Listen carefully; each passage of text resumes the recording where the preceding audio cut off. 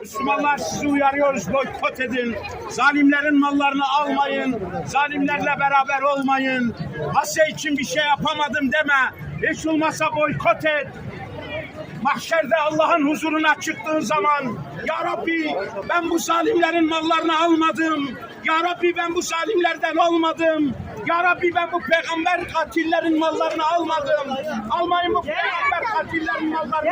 Almayın bu zalimlerin mallarını. Mahşerde Allah'ın huzuruna çıktığınız zaman elinizde bir delil olsun. Ya Rabbi ben almadım bu zalimlerin mallarını Ya Rabbi.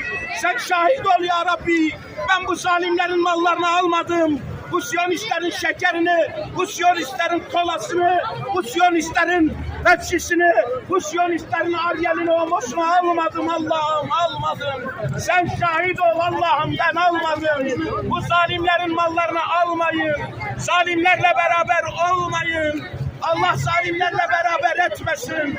Bakın Kadir Gecesi 90 aydan hayırlıdır ve hala kolalar bu ülkede